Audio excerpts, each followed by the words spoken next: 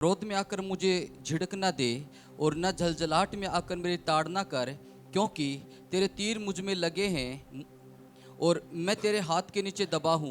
तेरे क्रोध के कारण मेरे शरीर में कुछ भी अयोग्यता नहीं, हाँ। और मेरे पाप के कारण मेरी हड्डियों में कुछ भी चैन नहीं। हाँ, प्रेज द लॉर्ड। हम परमेश्वर के क्रोध के शिकार कब हो जाते हैं? कल मैंने बहुत अच्छी रीति से सिखाया था। बेशक हम ताली बजाते हैं, बेशक हम यहाँ पर आते हैं, बेशक हम दान दशमांश भेंटे भी डालते हैं,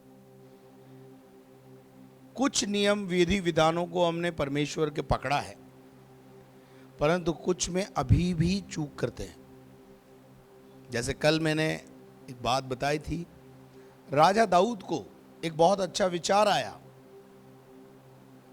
कि मैं वाचा के संदूक को अपने घर में लेकर आऊंगा, दाऊदपुर में लेकर आऊंगा। विचार अच्छा था, तरीका गलत था। एक ही सेंटेंस में बोलना चाहूंगा, विचार अच्छा था पर वाचा के संदूक को उठाने का तरीका वचन के मुताबिक नहीं था।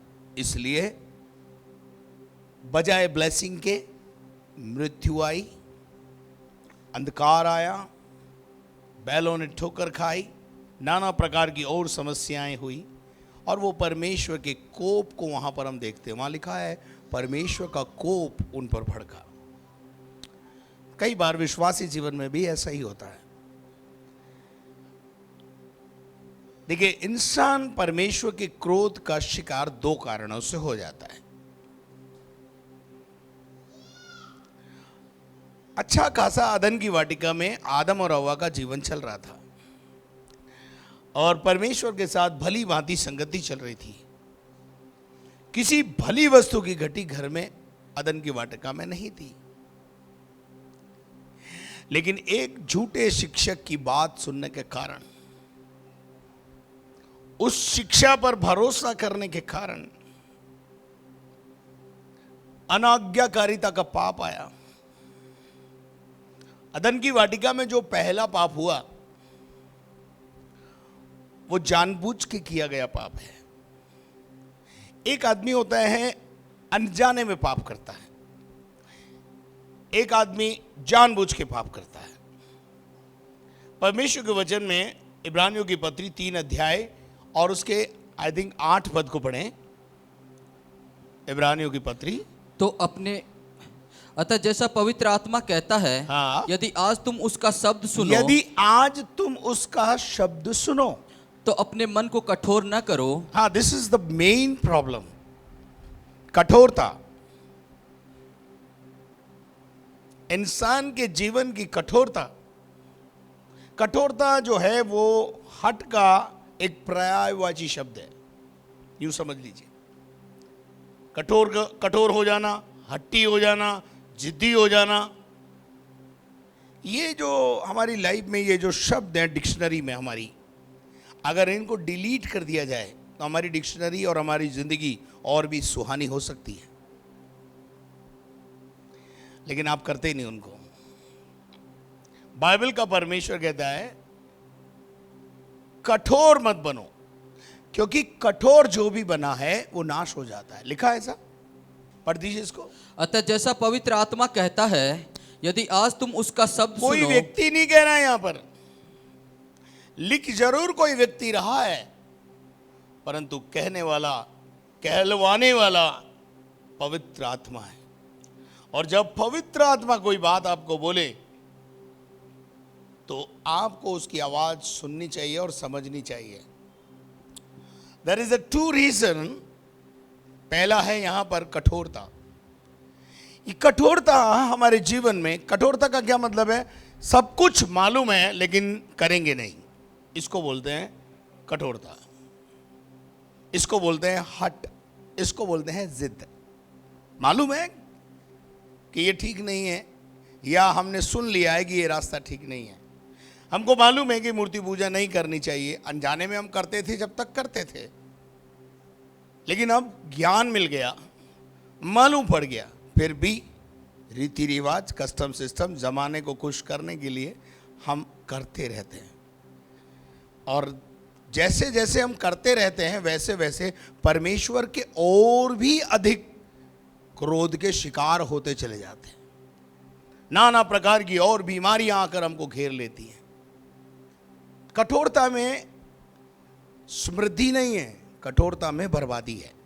आपके घर में भी अगर आपकी पत्नी जिद्दी हो, कठोर मन की हो, आपका बेटा कठोर हो, आपकी बेटी कठोर हो, तो समझ लीजिए उसने अपने पतन का रास्ता चुन लिया है। नाश की ओर ले जाती है कठोरता। क्यों प्रभु का आत्मा बोल रहा है कि आज जब तुम प्रभु की आवाज सुनो तो अपने मन को कठोर ना मत करो। आपको पता है कि आदम और हव्वा दोनों को आज्ञा थी कि तुम इस पेड़ के फल को मत खाना, लेकिन आज्ञा मालूम है, आज्ञा क्या है मालूम है। इसके साथ एक और बात मैं बताना चाहता हूं, परिणाम भी पता है। क्या पता है? परिणाम भी पता है कि अगर हम इसको खाएंगे तो हम मर जाएंगे, हम नाना प्रकार की मुसीबतों में फंस जाएंगे। परिणाम भी पता है। कई लोगों का प्रॉब्लम है, परिणाम भी पता होता है, आज्ञा भी पता होती है, लेकिन अपने मन को झूठी शिक्षाओं के बल पर, झूठे लोगों को के आवाज सुन सुन करके अपने मन को कठोर कर लेते। आदम और हव्वा के को मालूम होने के बाद भी, परिणाम पता होने के बाद भी उन्होंने उस आज्ञा को क्या कर दिया? तोड़ दिया। और उसके कारण परमेश्वर से संबंध विच्छेद हो गया। वहां पर हमारे दिमाग में क्या है? फिजिकल डेथ, फिजिकल डेथ के बारे में। लेकिन वो मरे तो नहीं, बट मरने से भी ज्यादा खतरनाक बीमारी, समस्या उनके लाइफ में आ गई। भला होता वो मर जाते, लेकिन मरे नहीं। लेकिन उससे बड़ी सजा क्या मिली मालूम है? उनको उनके बनाने वाले सृजनहार परमेश्वर से अलग होना पड़ा। Depart from the God. क्या ये कम सजा है? ये मेरे को लगता है उससे भी ज्यादा बड़ी सजा है। आज आपसे मैं पूछना चाहता हूं, यू आर विद गॉड? क्या आप परमेश्वर के साथ हैं? परमेश्वर आपके साथ है, या परमेश्वर आपको छोड़कर जा चुका है? कभी कभी हमें पता नहीं होता कि हमारा परमेश्वर हमको छोड़कर चला गया है। सैमसन इसका एक उदाहरण है। सैमसन पर यहोवा का आत्मा उतरता और बल से उतरा, लेकिन एक समय लाइफ में उसके ऐसा भी आया, उसकी अनाज्ञाकारिताओं के कारण, सब कुछ मालूम होने के बाद सैमसन ने वही काम करता रहा जिसको करने के लिए मना किया गया था। और इस कारण एक दिन परेशान होकर यहोवा का आत्मा उसे छोड़कर चला गया। Depart from the God. अगर आपके साथ खुदाई नहीं है तो दुनिया की कोई ताकत आपको निहाल नहीं कर सकती। किसी की भी प्रार्थना आपको ऊपर नहीं लेके जा सकती। तो दो कारण मैं आपको यहां पर बताऊंगा आज सुबह, जिसके कारण हम परमेश्वर के क्रोध के शिकार होते हैं। आइए इफिसियों की पत्री और उसका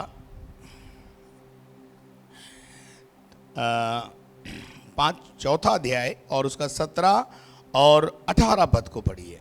18-19। क्योंकि हाँ, उनकी बुद्धि अंधेरी हो गई आप है, ध्यान से सुनिएगा। उनकी बुद्धि अंधेरी हो गई है, और उस अज्ञानता के कारण, उस अज्ञानता के कारण, लैक ऑफ नॉलेज इंग्लिश में बोलते हैं उसको। अज्ञानता मतलब मालूम ही नहीं है।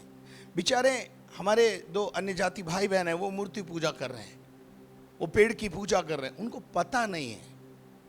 That's why they are doing. वो काय में चल रहे हैं? अज्ञानता में चल रहे हैं। उनका कोई गलती नहीं है। अज्ञानता इसको बोलते हैं। पता नहीं था सर, लैक ऑफ नॉलेज थी सर, पता नहीं था। आप वन वे में गलती से घुस जाते हैं, आप क्या बोलते हो? सर पता नहीं था सर, सॉरी सर। तो पुलिस वाले भी कई बार समझ जाते हैं कि वाकई में गलती से आए, जा वापस जाओ।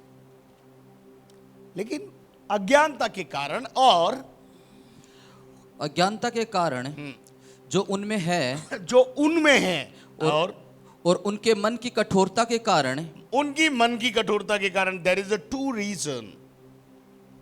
एक है अज्ञानता और दूसरा है कठोरता। मैं बता रहा हूं आपको कि परमेश्वर के क्रोध के शिकार इंसान क्यों होता है, परिवार क्यों होता है। कल भी मैंने इस पे बात किया था। कहीं कहीं गाड़ी बहुत लंबी अटक जाती है। मैं आगे बढ़ना चाहता था लेकिन प्रभु ने रोक दिया। अज्ञानता और कठोरता। अब जितने लोग मेरे सामने बैठे हैं, मुझे तो नहीं लगता वो अज्ञानी है। किताबें हाथ में है, खुदा का पाक कलाम हाथ में है, खुदा का पाक कलाम घर में है, खुदा का पाक कलाम से हर रोज यहां पर आपको पढ़ाया और सिखाया जा रहा है, एजुकेट किया जा रहा है। तो आप तो, मुझे नहीं लगता कि आप कह सकते हो साहब मुझे पता नहीं था। दशवांश देना चाहिए नहीं देना चाहिए, आप नहीं कह सकते पता नहीं था, आपको तो पता है। पवित्र जीवन जीना चाहिए या नहीं जीना चाहिए, आपको तो पता है। एक बाहर एक आदमी है जिसको पता नहीं है बेचारे को, वो कह सकता है सर मुझे तो पता नहीं था। They are living in the lack of knowledge. लेकिन हम जो भीतर आ गए, भीतर कलीसिया के भीतर आ गए, एजुकेट हो गए, अब हम भी तो उसी रीति पे चल रहे हैं। बाइबल का परमेश्वर कहता है लालच करना मूर्ति पूजा के बराबर है। कर रहे हैं ना। दूसरी बात, हट करना मूर्ति पूजा के बराबर है।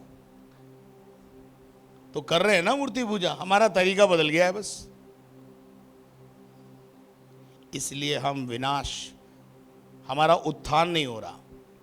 और लिखा है, दूसरा लिखा है, उसके मन की कठोरता के कारण वे परमेश्वर के जीवन से, परमेश्वरीय जीवन से या परमेश्वर से अलग किए हुए लोग हैं। There is a two reason जिनके कारण आप और आपका परिवार परमेश्वरीय जीवन से या परमेश्वर से अलग हो जाता है। करने की जरूरत नहीं है, ऑटोमेटिक हो जाता है। अदन की वाटिका में अनाज्ञाकारिता आई, समझ लो पतन शुरू हो गया।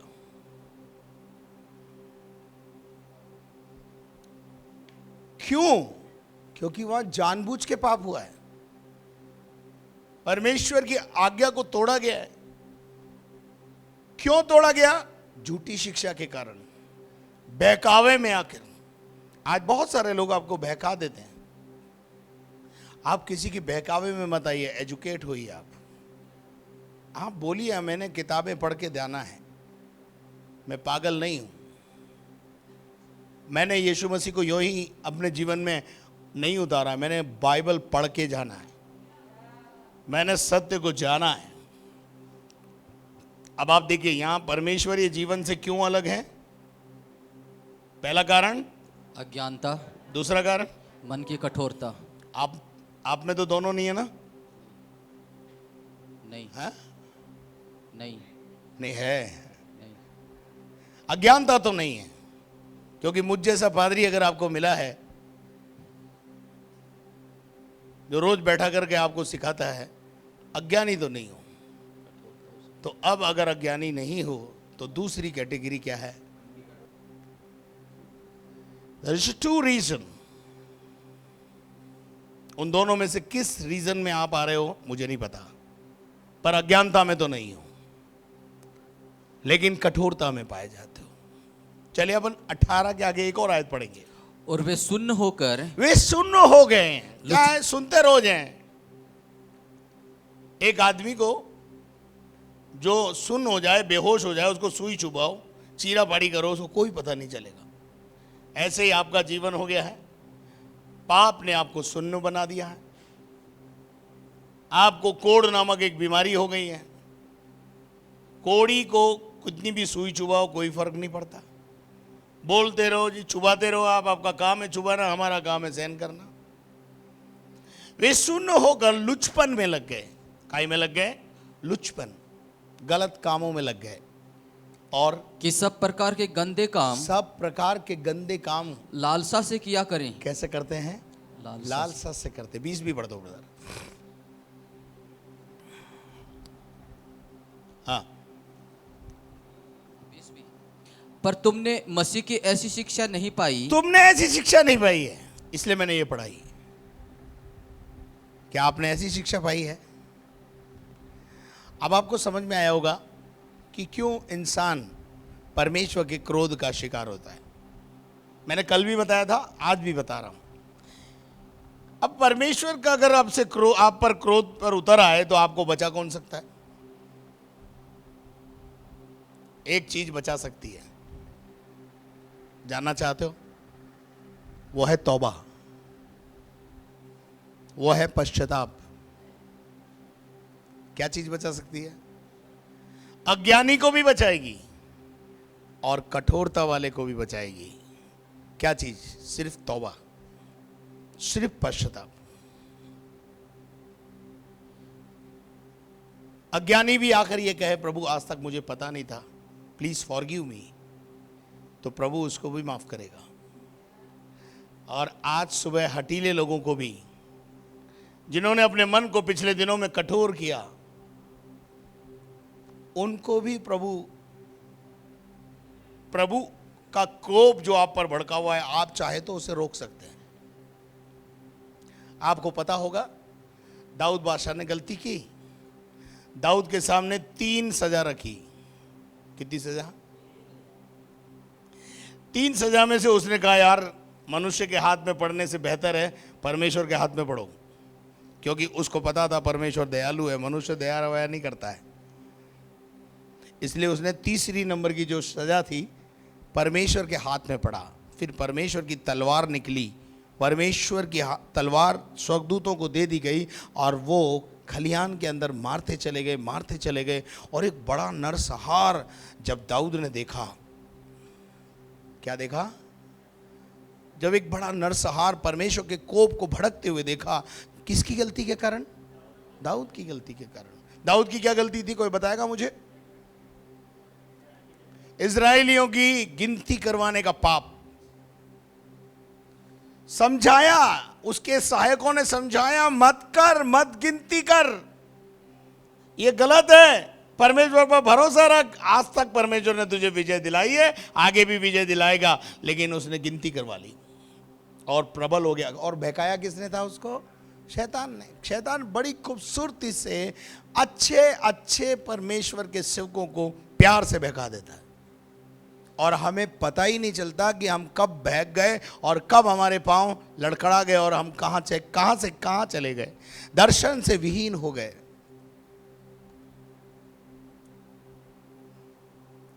लेकिन अंत में क्या हुआ? जब बड़ा नरसंहार उसने देखा, दाऊद ने उस नरसंहार को रोकने के लिए क्या किया? कोई बताए मुझे। घुटनों में आ गया, वो बोला, प्रभु बस गलती मेरी है। आपको पता है क्या हुआ? जैसे ही उसने अपनी इस बात को किया, स्वर्गदूत को आदेश मिला, ऐ स्वर्गदूत, अपनी तलवार अपनी म्यान में रख। तौबा परमेश्वर के कोप को शांत कर देती है। कल तक शायद आप हठीले थे, आज मत रहना। आज यदि आप ये कहो, प्रभु मुझसे गलती हो गई, कल तक मैं हट में था, अपने रास्ते पे था, परंतु आज तेरा बंदा तेरे सामने नतमस्तक करता है। तौबा करता हूं अपने इस गुनाह से, मैंने गलती की है, मुझे माफ कर दे। खुदा की तलवार, खुदा का कोप, ऐसे ही आदेश आएगा, अपनी तलवार अपनी म्यान में रख ले।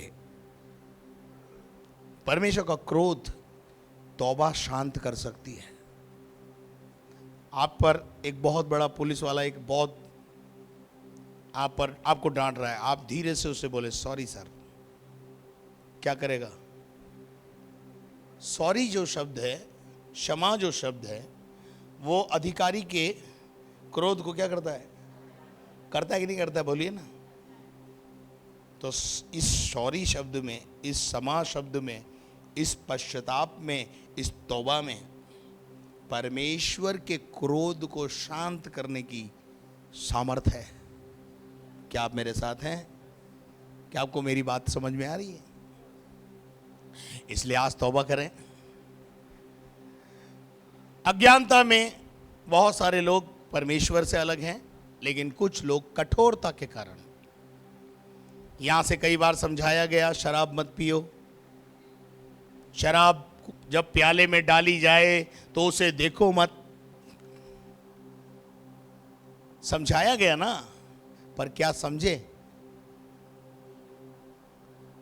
बस हमारे बच्चे को ठीक कर दो, हमारी पत्नी को ठीक कर दो, हमारा भूत निकाल दो, हमारी बीमारी दूर कर दो, हम तो शराब नहीं छोड़ सकते। मत छोड़ो,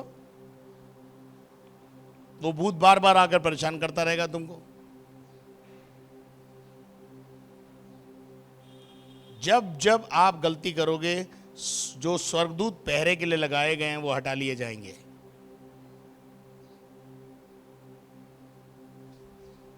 और जैसे ही पहरेदार हटेंगे, चोर घुसेंगे। अब ये भेद की बातें लोगों को समझ में ही नहीं आती, मैं करूं क्या? तो अपन देख रहे हैं कि परमेश्वर के क्रोध के हम क्या हो जाते हैं? शिकार हो जाते हैं। और दो कारण हैं जिनके कारण, अज्ञानता और कठोरता। आशा करता हूं आपको ये दोनों बातें समझ में आई होंगी। बहुत शॉर्ट में बताया मैंने, इस पर मेरा पूरा बड़ा लेक्चर है, लेकिन हमने बहुत शॉर्ट में समझा कि दो कारण से इंसान परमेश्वरीय जीवन से अलग हो जाता है। परिणाम जानने के बाद भी इंसान उस काम को करता रहता है।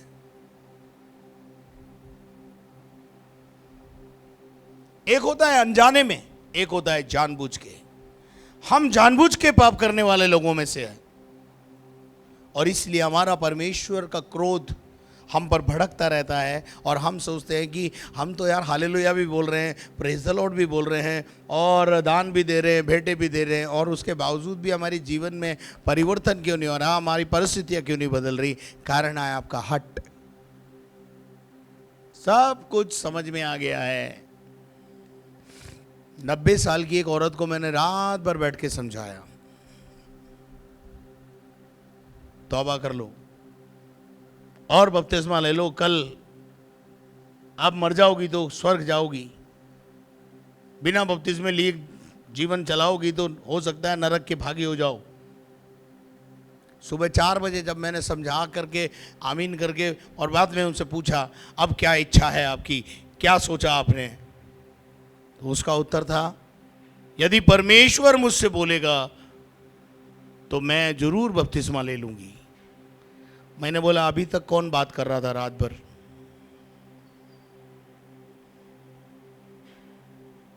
रात भर कौन बात कर रहा था? मानो ऐसा प्रतीत हुआ मानो जैसे रात भर शैतान बात कर रहा था, और अब परमेश्वर स्वर्ग से उतर के आके मैडम को बोलेगा कि तौबा कर ले, नया जन्म प्राप्त कर ले, तो जो स्वर्ग में जगह मिलेगी। मन की कठोरता, रीति रिवाज, कस्टम सिस्टम्स के आगे झुक जाना, ये चीजें हमको बर्बाद करती हैं, हमें अभक्ति की ओर ले जाती है। लोगों को खुश करना बंद करके हम परमेश्वर को खुश करना शुरू करें। तो आगे देखते हैं अपन 6 पद में क्या लिखा है इसके, 38 का 6।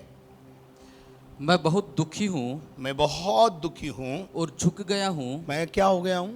झुक गया हूं। और दिन भर मैं शोक का पहरावा पहने हुए, दिन भर टेंशन, दिन भर शोक, दिन भर परेशानियां। आप बताइए, क्या आप परेशान रहने के लिए पैदा किए गए हैं? दिन भर ये स्थिति है। और उसके बाद क्या लिखा है? दिन भर मेरी कमर में जलन है, चलता फिरता हूँ, हाँ, क्योंकि आगे बढ़ो, क्योंकि मेरी कमर क्योंकि में, मेरी कमर में जलन है, क्योंकि मेरी कमर में जलन है, और मेरे शरीर में आरोग्यता नहीं। कहां से कहां तक? कमर। सर से लेकर पैर तक कोई भी जगह ऐसी नहीं है जहां दर्द नहीं है। अड्डों दुख है, अड्डों दुख है, अड्डों दुख है, पता नहीं कहां कहां दुखता रहता है। जलन होती है, पख्तलियां जल रही है, ये हो रहा है, ये सब it is due to sin. परमेश्वर के क्रोध के शिकार मत बनो। मैं निर्बल। देखिए, अगर आज आप सुबह तौबा करें तो परमेश्वर परिस्थिति बदलने के लिए तैयार है। Hallelujah. Are you with me? आप मेरे साथ हैं? हैं? चलिए इस आयत को जरा पलट के देखते हैं। परमेश्वर क्या कर सकता है इस विषम परिस्थिति में, जब आपको सब छोड़ देते हैं, कोई आपका साथ नहीं देता, आपकी विषम परिस्थितियों में। इस 11 पद में लिखा है, मेरे मित्र और मेरे संगी विपत्ति में मेरे से अलग हो गए and nobody is ready to help me. कोई मेरी मदद के लिए आने के लिए तैयार नहीं है। इस संडे शाम को जब मैंने प्रचार किया था यूहन्ना के 5वें अध्याय में, मैंने आपको बताया था एक हेल्पलेस पर्सन 38 साल से कोई मदद के लिए नहीं आया है, बट एक आया है जिसका नाम यीशु है। आपकी विषम परिस्थितियों को देखकर वो आपके पास आया है कि क्या तू चंगा होना चाहता है? क्या तू अपनी जलन से आजाद होना चाहता है? क्या तू अपनी परेशानियों से आजाद होना चाहता है? तो अपनी खाट उठा और चल फिर। और बहुत बेहतरीन बात यह है कि जब लोगों ने उससे बोला क्यों खाट उठाता है, तो उसका बेहतरीन जवाब, जिस खाट पर मैं 38 साल से पड़ा हुआ था, जिसने मुझे चंगा किया है, जिसने मुझे छुटकारा दिया है, उसने कहा है खाट उठा, इसलिए मैं खाट उठाऊंगा, इसलिए मैं खाट उठाऊंगा। बहुत से लोगों को ये जो लाइन थी बहुत अच्छी लगी। बहुत सारे कमेंट्स मेरे को लोगों ने आकर के दिए कि पास्टर जी, वो जो बात थी कि जिसने कहा, जिसने मुझे चंगा किया, उसने बोला है खाट उठा, और उसको और भी अच्छी तरह से मैंने समझाया था। डॉक्टर मना करता है खटाई मत खा, तो हम बोलते नहीं है डॉक्टर ने बोला है खटाई मत खा, वैद्य जी ने बोला है खटाई मत खा। तो ऐसे ही हम बोल सकते हैं ना, मैं भूतग्रस्त थी, 25 साल से मैं भूत से परेशान थी, जिसने मुझे चंगा किया है उसने बोला है ऐसा काम नहीं करना है। लेकिन बोले कौन? उसके लिए दिलेरी होनी चाहिए। वही तो प्रचार है, वही तो गवाही है। किसने तुझे चंगा किया? वो जानता तो नहीं हूं, लेकिन एक है जिसका नाम यीशु है, उसने बोला खाट उठा, इसलिए खाट उठा रहा हूं। कई बार हमारे ये खाट उठाना क्या है मालूम है? परंपराओं को तोड़ना। खाट उठाना परंपराओं को तोड़ना, रीति रिवाजों को तोड़ना, सिस्टम को तोड़ना। क्यों प्रश्न था कि खाट मत उठा? खाट क्यों नहीं उठाई जाती थी उस दिन? क्योंकि वो सबत का दिन था। वहां की परंपरा थी कि शनिवार के दिन कोई काम नहीं होगा, कोई पलंग नहीं उठेगा, कोई कुछ नहीं होगा, ये वहाँ की परंपरा थी। लेकिन उसने परंपरा को क्या कर दिया? तोड़ दिया। बोला, पूछा किसने बोला रे तेरे को परंपरा तोड़ने को? तो बोला जिसने मुझे चंगा किया, उसने बोला इस परंपरा को तोड़ दे। क्या आप मेरे साथ हैं? चलिए इसका 30 का 11 पढ़ेंगे। भजन 30 का 11 पलट है इसकी।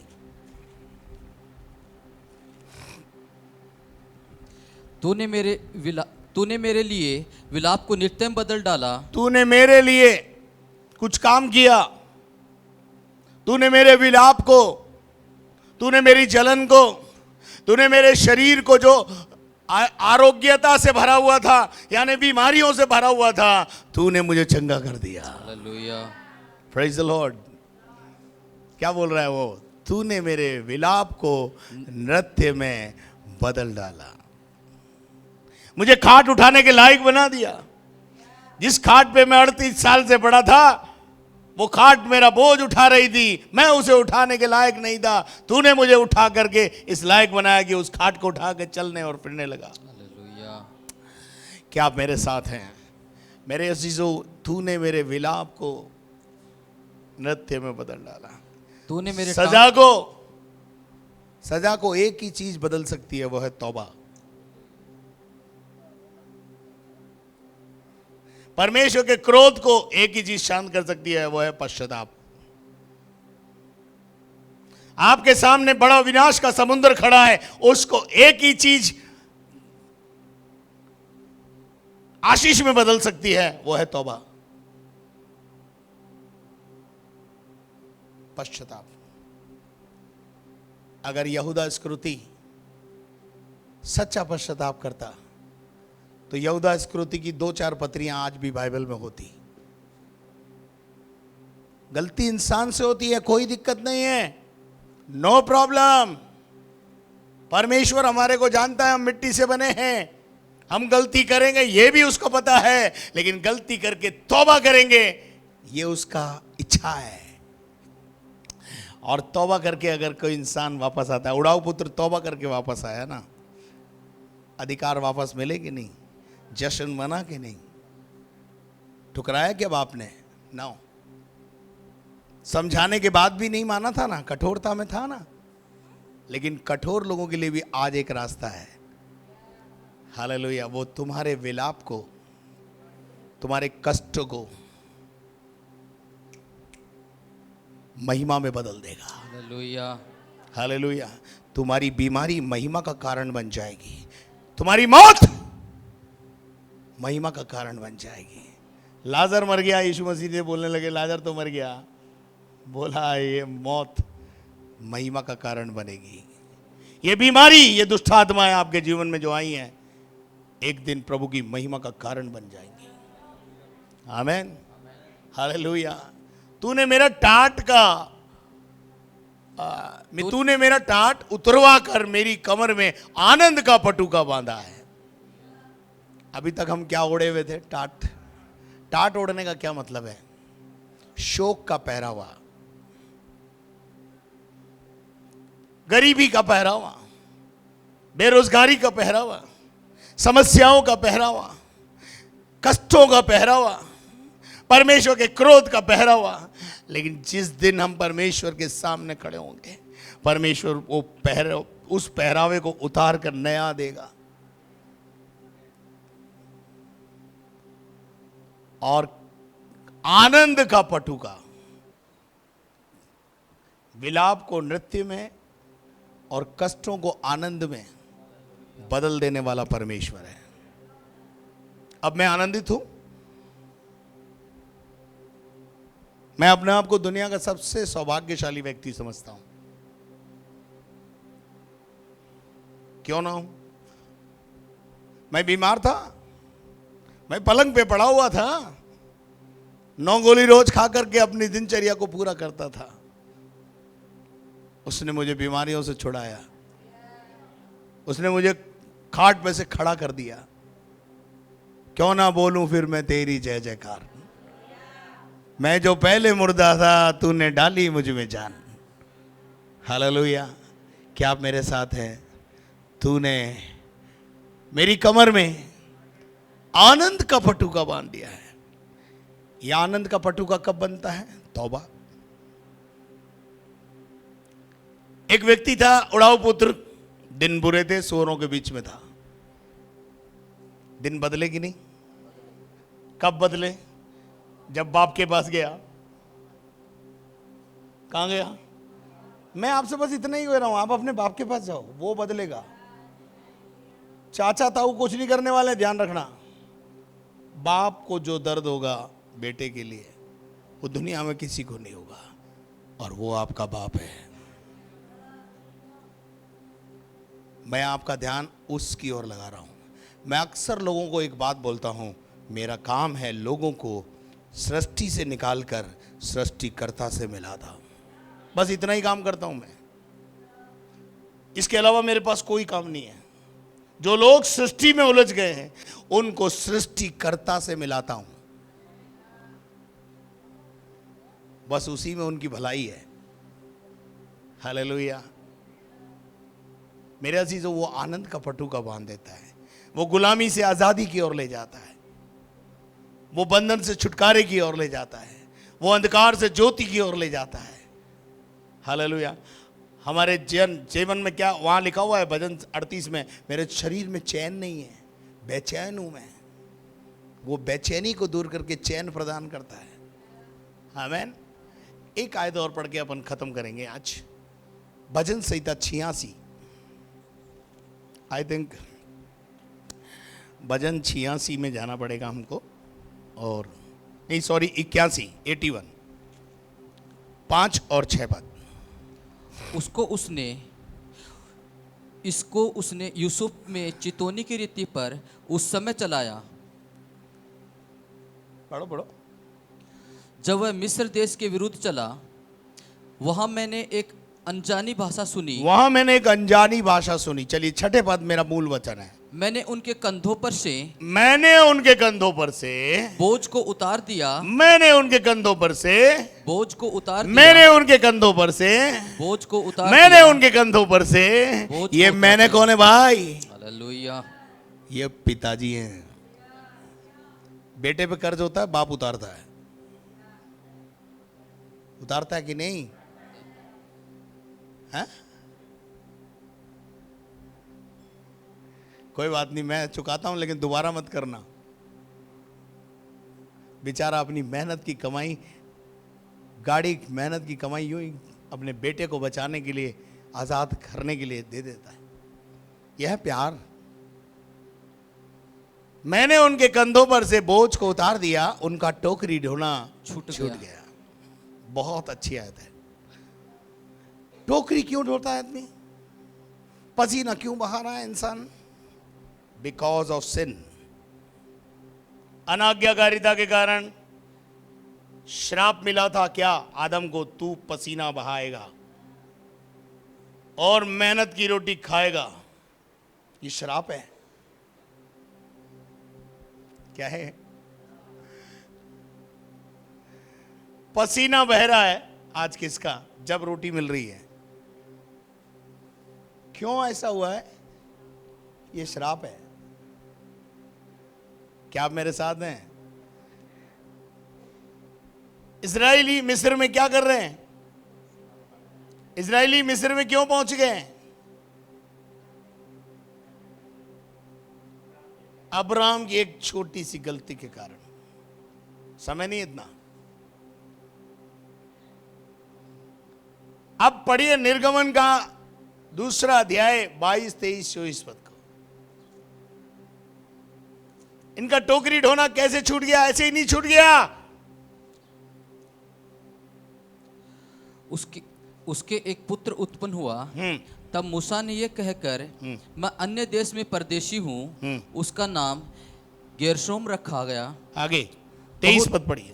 बहुत दिनों के बीतने पर यानी 430 साल लगभग बीत गए। कहां पर? मिस्र में। मिस्र की गुलामी करते हुए, मिस्र के अंदर ईंटें बनाते हुए, पसीना बहाते हुए, गुलामी करते हुए, टोकरी ढोते हुए, मेहनत करने के बाद भी 2 वक्त की रोटी नसीब नहीं हो रही है गुलामों को। है कौन? खुदा की औलाद। पर है कहां? गुलामी में। आज प्रॉब्लम यही है, हम संतान तो खुदा की हैं, लेकिन जी कहीं और रहे हैं। Right person, wrong place. That's why हम लोग अभी भी पसीना बहा रहे हैं। अब पसीना बहाने की जरूरत नहीं है। अच्छे से पढ़ाई लिखाई करो, प्रभु का अनुग्रह प्राप्त करो, अच्छी नौकरियां प्राप्त करो। पढ़िए पढ़िए, आगे पढ़िए, आगे पढ़िए। मिस्र का राजा मर गया। एक दिन मिस्र का राजा मर गया। इजरायली कठिन सेवा के कारण। इजरायली क्या कर रहे थे? कठिन सेवकाई के कारण, कठिन परिश्रम के कारण उन पर बोझ लाद दिया गया था। और वो परेशान हो गए। उसके बाद लंबी लंबी सांस लेकर क्या आहें कर रहे भरने हैं? लगे। लंबी लंबी सांस ले लंबी लंबी सांस ले रहे हैं और आहें भरने लगे। आहें, आंसू आंखों में से क्या आ रहे हैं? आंसू, और सिसक रहे हैं। और पुकार उठे। और क्या करें? क्या करें? पुकार उठे। बस इस पुकार उठे में सामर्थ है। पुकारो किसे? ऊपर वाले को। पुकारो किसे? पिता को। एक निर्णय आपकी परिस्थिति को बदल सकता है। लूका के 15वें अध्याय में उड़ाऊ पुत्र ने एक निर्णय लिया, मैं अपने बाप के पास वापस जाऊंगा और कह दूंगा मैं पापी हूं, मैं गुनहगार हूं, तेरा बेटा कहलाने के लायक नहीं हूं, नालायक हूं, नौकर के समान रख ले, इतनी तो दया कर दे। ये क्या है? पश्चाताप। 2 अध्याय के 22-23 पद में क्या 23 पद में क्या दिख रहा है? लोग करार हैं, आहें भर रहे हैं, अरे हमारे बाप ने गलती की, हमको 400 साल यहां गुलामी भुगतनी पड़ रही है, लॉर्ड मर्सी अपॉन अस, हम पर दया कर। आगे देखिए, आहें भरने लगे और पुकार उठे। ये पुकार उठो, आज उसे पुकारो जो आपको बचा सकता है, जो आपके ऊपर से टाट का कवर उतार कर और आनंद का पटुका बांध सकता है। आगे बढ़ो। और उनकी दुहाई जो कठिन सेवा के कारण हुई, कठिन परिश्रम के कारण जो दुहाई उन्होंने मुझे दी है, वो मेरे पास आकर चिल्लाए, वो मेरे सामने आके रोए और मुझसे कहा प्रभु हमें इस समस्या से बचा ले। वह परमेश्वर तक पहुंची। वो कहां पहुंच गई? पुकार के देखो, वो उत्तर देगा। और उसके बाद क्या हुआ?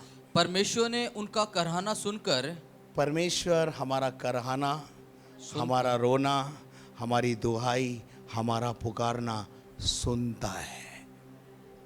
और उसके बाद क्या हुआ? सुनकर अपनी वाचा को जो उसने अब्राहम, इसहाक और याकूब के साथ बांधी थी, हाँ। स्मरण किया, याद किया। और परमेश्वर ने इजरायलियों पर दृष्टि करके उन पर चित्त लगाया। 3 अध्याय का 8 पद पढ़ो। इसलिए अब मैं उतर आया हूं। मूसा से ये बातें सब कह दी उसने। दैट्स वाई मैं पर्वत पर उतर आया हूं, मैं पर्वत पर उतर आया हूं और कि इधर उन्हें मिस्रियों के वश से छुड़ाऊं। उनको, किनको? जो गुलामी में हैं, जो परिश्रम के कारण चिल्ला रहे हैं, दबे हुए हैं, उनको छुड़ाऊं। और मूसा से परमेश्वर कह रहा है, इसलिए मैं पर्वत पर उतर आया हूं और मूसा मुझे तेरी जरूरत है। और परमेश्वर ने मूसा पे अपना पूरा मर्म, अपना पूरा दर्शन उंडेल दिया, योजना बता दी और कहा तू चल, मैं तेरे साथ हूं। और उसके बाद वही मूसा गया, पूरे मिस्र को उल्टा पुल्टा कर दिया और लाखों इजराइलियों को जो इस कंडीशन में थे वहां से निकाल कर बाहर ले आया और कनान पहुंचा दिया, जहां आनंद का पटुका है। क्या आप मेरे साथ हैं? मैं कथा नहीं बांधता हूं, मैं कहानी नहीं सुनाता हूं। इस वचन पर विश्वास करके देखो। इब्रानियों 1:9 में लिखा है, क्या लिखा है इब्रानियों 1:9 में?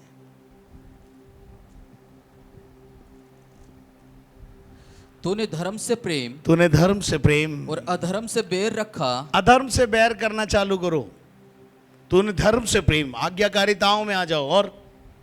और अधर्म से बैर रखा। आगे, इस कारण परमेश्वर तेरे परमेश्वर ने तेरे साथियों से बढ़कर, तेरे और साथियों से बढ़कर हर्ष रूपी तेल से तेरा अभिषेक किया।